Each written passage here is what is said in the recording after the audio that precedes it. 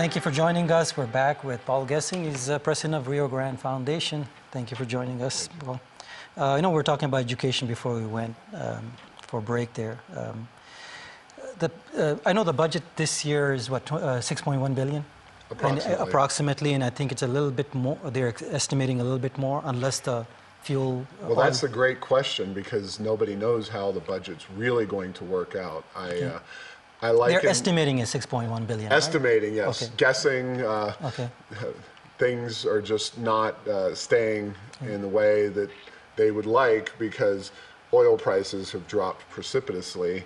And how's that going to affect us? That's going to slash that thing by half. Absolutely. Well, we're already seeing leaders in our higher ed institutions, the universities, come out and complain about numbers of students being down, but their funding being way down, in large part due to the oil prices being down. And ironically, when times are good and oil prices are high, 120 or whatever a barrel, as opposed to now, which around $40, $45 a barrel, you don't hear the kudos coming from the higher ed corridors saying, thank you, oil and gas. We just love having this revenue pour into our institutions. We're able to hire people. But when the prices go down, boy, they are the first ones to talk about how horrible the low prices are. So ultimately, it's another reason for New Mexico policymakers right now to get focused on the private sector and redeveloping our economy. But education is a component of our economy, and it's something that we do need to focus on reforming so we have more workers available, more high-quality employees, so that they can go work in some of these businesses that we're hoping to attract here. Almost 31%, I think 30%, a little over 30% comes via gas, oil and gas revenue. That's right. Most people the general fund, yeah, it comes in the general fund. So if it's slashed by, say, half next year, we're going to be in trouble. Absolutely. Unless there is revenue coming in from other... Now, what is your suggestion? Is there something else we could do besides... I'm not asking for a one-bullet solution there, but is there some, besides attracting business, they haven't come out here so far. They're all going to Texas or Arizona or even Colorado now. I think fiscal constraint is in order. Okay. There's a lot of people with their hands out still in Santa Fe, and that includes the business community, which, you know, my organization is a free market organization. Frequently that is pro-business. Sometimes that's not pro-business, but there's talk of a $50 million incentive fund to bring businesses to our state. There's talk of increasing pay for a variety of government workers, including teachers. And these are all worthwhile proposals, but it's questionable whether the money is really there. So if a business is coming in, what do you look at? What's your criteria from your foundation point of view? What do you look at? Say, this is attractive or this is unattractive. What is it that we're looking at? We don't want just business coming in here like coming to New Mexico. As long as they're spending money, there's always stipulations there, right? I'd be willing to have any legal business come in here and create jobs larger for New business. Mexicans. I'm saying like Tesla type of business or something in terms of, say, $1 billion, $2 billion. Yeah, those are the ones that typically demand some kind of incentive payments. And Tesla did wind up getting a fairly generous package from Nevada, where it ultimately located. I think that Nevada's politicians overpaid somewhat in terms of incentives for that particular company. Nevada's a very attractive state and was a very attractive location already. Yeah. They're a right-to-work state. They have a zero corporate income tax rate and a zero personal income tax rate. Plus, geographically, Reno is very close to the headquarters there in the Bay Area.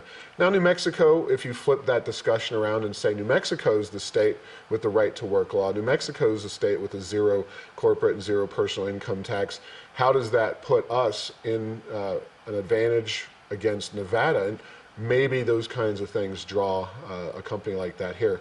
But I think we should all be, as policymakers, as the public, taxpayers, supportive of entrepreneurs and business people that want to come here and create jobs. And that's one of the reasons that we're not so hot on some of these job creation fund ideas, because those are existing taxpayers whose money is being taken by the government and then it's being paid out potentially to their competition or somebody who's at least competing for those employees with existing companies that have been here in New Mexico doing those things for a long time. So we need to give fair, flat, simple, straightforward economic policies and regulations to all businesses and entrepreneurs, and not be so tied into chasing the latest business or company that comes our way. Where do you think, and once again, I'm not asking for any like one solution, where do you think we fail as New Mexicans as far as the establishment goes? What is it that they're doing you feel that kind of signals to larger businesses to not look here? Well, I know it's not one policy or another, it's a combination right. of things. I understand that, but is there like a cultural thing? Is this something that we're needing to change besides right to work? I know right to work will attract some of them, Yeah. but that's just some of them. Not Right. everyone is going to look at right to work. Well, not every business is going to look at every individual state. Certainly New Mexico is relatively geographically isolated. We don't have a major port. We're landlocked.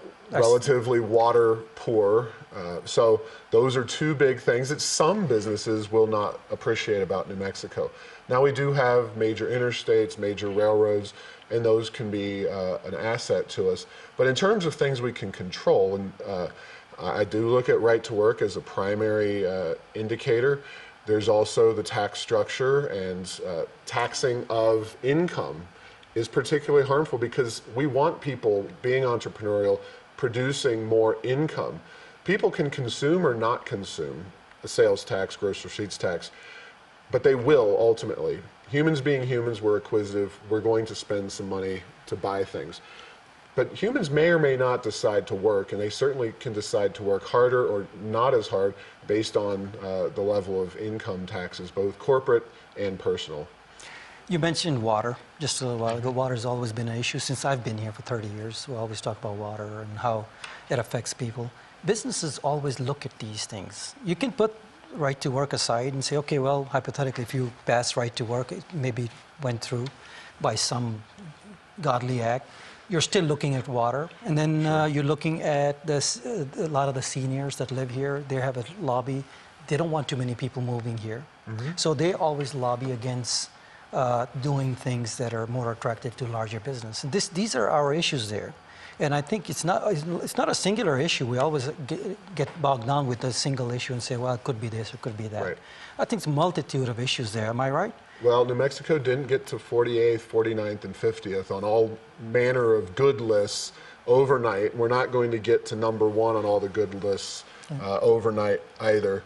And you're right, there are issues. Water is an issue for some businesses. I don't think it's an issue. Intel, I remember when Intel came Exactly. in, everyone was fighting them that they're going to pollute our waters. Right. And we already have a shortage of water. And that's where you need to need leadership and need community involvement to parse out what is a legitimate issue with, say, water, and what is a NIMBY, not in my backyard, mm-hmm. Talking point. Mm-hmm.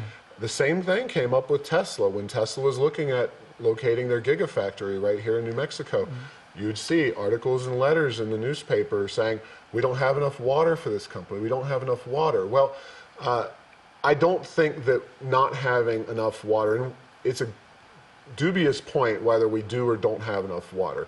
A lot of our water goes to agriculture, and some of that, a significant portion of that, is not necessarily economically viable. So I'm just going to say, without being an expert on all aspects of water, which is a very complicated issue, it's very complicated, that we have a distribution problem, not a quantity problem. And for a lot of people, lacking water is an excuse to keep things status quo. We always come across, how do you convince the retirement community that moving a lot of people here is a good thing? That's a tough one. That's not an easy one. I tried talking to a few of them. They said, no, we don't want too many people. We don't want population density. We don't want to talk about anything to do with that. And the second you mention right to work, you mention attraction of businesses, that means more overflow of people coming here. Right. This is where you lose the retirement community. Do you understand how that works? They get very nervous of all sorts of people moving here and saying, oh, well, you know, we can't have too many people here because it will ruin our beautiful skies, it will pollute our So there's always that mixed bag there. I'd be interested in some polling on that issue with the older folks. I'm not sure they're all as NIMBY as you might say they are, but they are against the population density, though, a lot of them. I think some many are. Many are, okay. Let me take a short break, we'll come back. We'll take a short break, we'll be right back, okay?